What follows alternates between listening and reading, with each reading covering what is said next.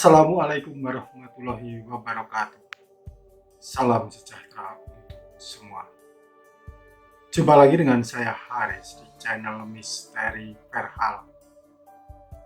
Kali ini saya akan mengungkap kasus lama, sudah lama sekali ya, terjadi pada tahun 1970. Kasus pemerkosaan terhadap seorang gadis berusia 17 tahun yang bernama Sumarijem atau lebih kondang dengan sebutan Sum Kuning. Ini kasus lama sekali, mungkin di antara teman-teman ada yang belum lahir. Saya aja waktu itu belum genap berusia 1 tahun. Tapi hingga saat ini kasus tersebut masih menjadi misteri, masih menjadi tanda tanya. Siapa pelaku yang sesungguhnya? Peristiwanya sendiri terjadi pada tanggal 21 September tahun 1970. Usai berjualan, Sumarijem pulang dengan berjalan kaki karena saat itu bis kota sudah habis. Tapi di dekat asrama polisi Patok di daerah Ngampilan, Sleman, Yogyakarta, ia dipepet oleh sebuah mobil Jeep station wagon. Beberapa orang turun dari mobil lalu membekap dan mengangkat Sum Kuning ke dalam mobil. Sumarijem berusaha melawan sekuat tenaga, tapi tak berdaya karena pelakunya lebih dari satu dan tenaga mereka kuat-kuat. Selain itu, Sumarijem juga diancam dengan sebuah pisau atau belati yang ditempelkan di lehernya sehingga Sum Kuning ketakutan. Dalam kondisi ketakutan itu, ia dibius. Dalam kondisi setengah sadar, ia diperdaya, ia diruduk paksa oleh beberapa orang secara beramai-ramai. Kenapa saya mengangkat kasus ini? Kasus ini menarik karena sudah 53 tahun belum juga terungkap. Mereka yang dijadikan terdakwa dan dihukum selama 4,5 tahun oleh masyarakat dianggap bukan pelaku yang sesungguhnya. Mereka hanya dianggap sebagai korban, sebagai tumbal keadilan. Jadi sebenarnya siapa pelaku yang sejatinya? Siapa pelaku yang sesungguhnya? Untuk mengungkap saat itu bukan perkara mudah. Bahkan sekelas Kapolri pun, Jenderal Hugeng, harus lengser gara-gara ia ingin mengusut kasus tersebut. Jadi siapa pelakunya? Simak penelusuran kami. Senin Pahing itu, Sumarijem tak memiliki firasat apa-apa. Ia berjualan telur seperti biasa. Namun, usai dagang sekitar jam 5 sore, bis kota sudah tak ada lagi yang melalui Ngampilan. Terpaksa dia berjalan kaki ke arah utara, lalu belok kanan melalui jalan Patok menuju jalan Mupasan. Bis menuju angkutan kegudean tak juga muncul. Pinggiran Yogyakarta di tahun 1970 itu masih sepi. Sumarijem berjalan dengan rasa was-was. Ketika melintas di timur asrama polisi Patok, tiba-tiba sebuah mobil hampir menyerempet dan berhenti di dekatnya. Tampak olehnya pemuda-pemuda gondrong turun dari mobil itu dan dengan paksa menarik Sumarijem untuk masuk ke mobil.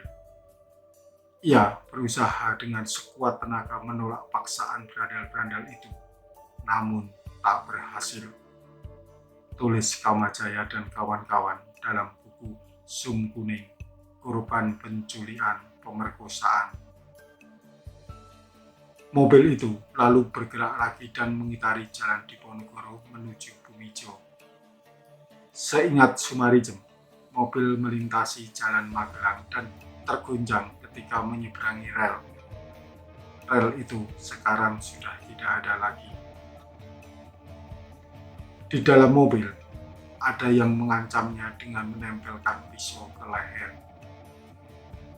Sumarijem dibius dan nyaris tak sadarkan diri. Apa yang lamat-lamat diingatnya adalah kain panjangnya disingkap sampai pada pusatnya dan terdengarlah para berandal itu bernyanyi. Sumarijem merasakan sakit pada kelaminnya karena dimasuki benda keras. Sakit dan rasa nyeri luar biasa terasa pada kelamin Sumarijem sampai 3 kali. Usai melampiaskan syahwat, berandal itu juga mengambil uang hasil dagang telur sebanyak Rp4.650.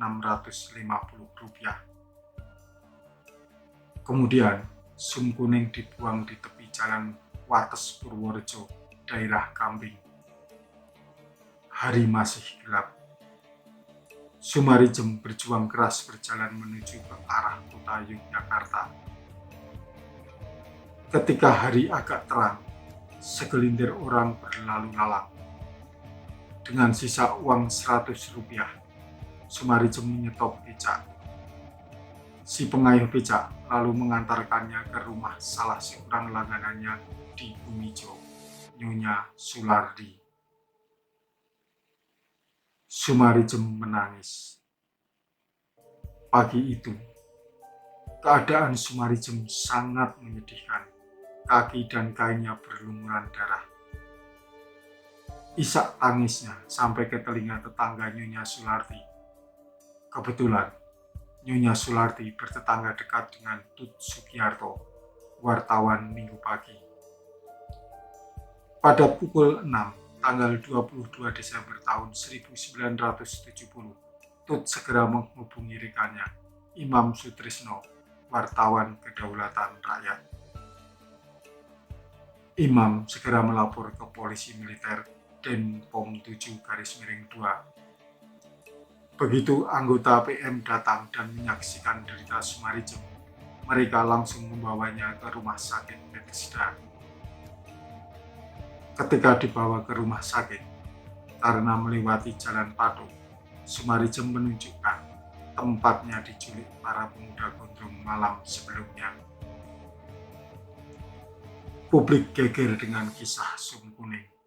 Walau saat itu media massa terbatas dan tidak ada media sosial, tetapi kisah tragis sum kuning segera menyebar.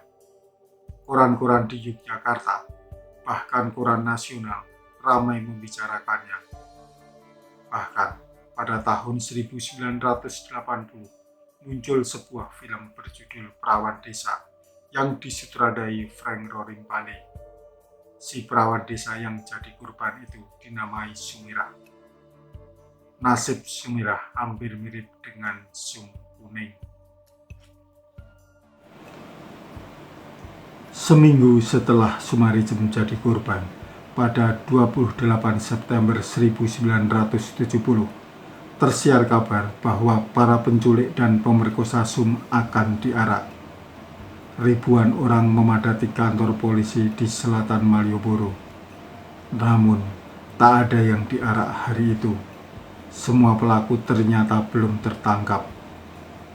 Masyarakat sudah menduga-duga siapakah para pelaku yang sebenarnya. Dugaan masyarakat jatuh kepada anak-anak orang terkemuka di Jogja. Dugaan itu didasarkan pada kenyataan bahwa penculik-penculik itu menggunakan mobil. Di tahun 1970-an, hanya orang-orang terkemuka dan orang-orang kayalah yang memiliki mobil, tulis Kamajaya. Kontroversi kasus Sum semakin merebak setelah muncul pengakuan Budidono, seorang maklar mobil. Ia ditangkap polisi setelah Sum kuning melapor. Pengakuan Budidono kepada polisi itu bocor ke masyarakat.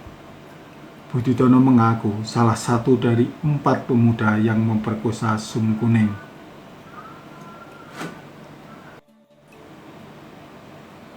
Budidono juga memaparkan keterlibatan anak para penggede di Jogja. Budidono dalam laporan majalah Tempo edisi 2 Oktober tahun 1971 menjelaskan orang yang bersamanya tak lain adalah Mur, putra Brigjen Katamso, Angling, putra Pakualam 8, wakil gubernur Yogyakarta, dan Ismet. Paku Alam 8 membantah ocehan Budidono. Melalui media massa, Paku Alam 8 mengatakan, berita itu sama sekali tidak nyata. Itu overbodik atau berlebihan, sama sekali overbodik. Sementara pelaku ruda paksa belum tertangkap, Sum Kuning justru ditahan polisi setelah keluar dari rumah sakit. Ia dituduh memberikan laporan palsu dan telah menyiarkan kabar bohong. Masyarakat protes dengan penahanan ini sehingga Sum pun dikeluarkan. Walau demikian, kasus laporan palsu Sum tetap jalan. Sum menceritakan ruang geraknya dibatasi dan diancam akan disetrum. Bahkan muncul tuduhan konyol Sumarijem adalah anggota Gerakan Wanita Indonesia atau Gerwani yang identik dengan Partai Komunis Indonesia atau PKI. Hal ini terungkap dalam buku berjudul Hugeng, Oase Menyejukkan di Tengah Perilaku Koruptif Para Pemimpin Bangsa yang ditulis Aris Santoso dan kawan-kawan. Pada suatu malam, polisi mendatangi Sum. Mereka menyuruh dia menanggalkan pakaian. Alasannya, mereka akan mencari kalau di tubuhnya ada tanda palu arit. Adapun kasus laporan palsu Sum terus bergulir. Semula jaksa menuntut Sumarijem atas tuduhan memberikan keterangan palsu dengan sanksi 3 bulan penjara. Tuntutan itu ditolak Hakim Nyonya Lamijah Mulyarto karena Sumarijem tidak terbukti memberi keterangan palsu sehingga dibebaskan dari tuduhan. Polisi dengan sigap memunculkan seorang pedagang bakso bernama Trimo sebagai pelaku pemerkosaan. Dibumbui pula bahwa keduanya menjalin hubungan gelap. Trimo membantah keras tuduhan itu. Ia tak kenal Sum. Hampir 2 tahun setelah pemerkosaan terhadap Sumarijem terjadi, polisi menetapkan 10 orang sebagai tersangka. Sebagian besar adalah mahasiswa. Tersangka banyak yang mangkir dari panggilan kejaksaan karena tidak mengakui tuduhan yang dialamatkan pihak kepolisian. Pada perkembangan selanjutnya, 7 dari 10 pemuda yang dijadikan tersangka dinyatakan bersalah dan statusnya naik menjadi terdakwa. Para terdakwa perkara Sum Kuning menyangkal tuduhan jaksa. Masyarakat juga bingung dengan ketidaksesuaian antara pernyataan jaksa dan Sumarijem selaku korban. Korban mengatakan diperkosa oleh 4 pemuda di atas mobil, sedangkan jaksa dalam surat tuduhannya selalu menyatakan perkosaan berlangsung di rumah sewa di kawasan Klanten dan dilakukan oleh 7 pemuda. Dalam perkembangan selanjutnya, hanya 2 orang yang ditetapkan sebagai pelaku dan masing-masing dijatuhi hukuman 4,5 tahun. Sementara 5 terdakwa lainnya dibebaskan karena kurangnya bukti. Dalam buku Hugeng, Oase Menyejukkan di Tengah Perilaku Koruptif Para Pemimpin Bangsa yang ditulis Aris Santoso dan kawan-kawan, disebutkan kasus Sum Kuning menjadi perhatian Kepala Polisi Republik Indonesia atau Kapolri saat itu, yakni Hugeng Imam Santoso. Hugeng berusaha dengan serius membongkar kasus ini. Pada Januari 1971, ia membentuk tim khusus yang dinamai Tim Pemeriksa Sum Kuning. Ketua tim adalah Kapolda 9 Jawa Tengah, Suwarijono. Perlu diketahui bahwa kita tidak gentar menghadapi orang-orang gede siapapun. Kita hanya takut kepada Tuhan Yang Maha Esa. Jadi, walaupun keluarga sendiri, kalau salah, tetap kita tindak. Geraklah, the sooner the better, ungkap Hugeng sebagaimana ditulis Aris Santoso dan kawan-kawan dalam buku tersebut.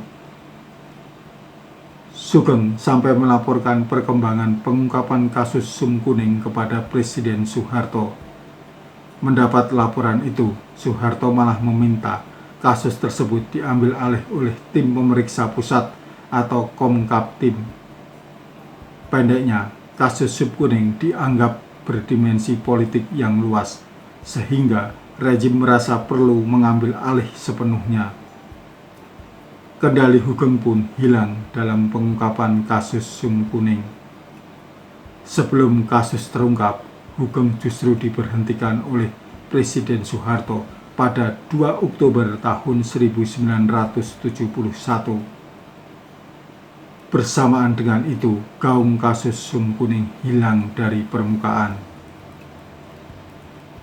Hingga kini, 53 tahun lamanya, pelaku sebenarnya tak tersentuh hukum. Hugeng menyayangkan campur tangan pihak lain dalam kasus yang semestinya ditangani polisi.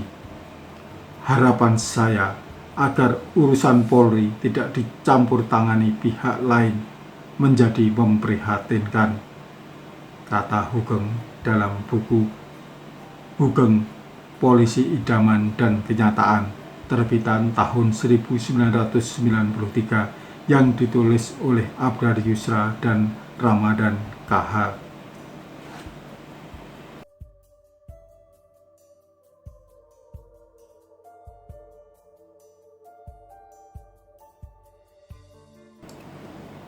Dari kasus Sum Kuning ini kita bisa melihat bahwa hukum tajam ke bawah tetapi tumpul ke atas.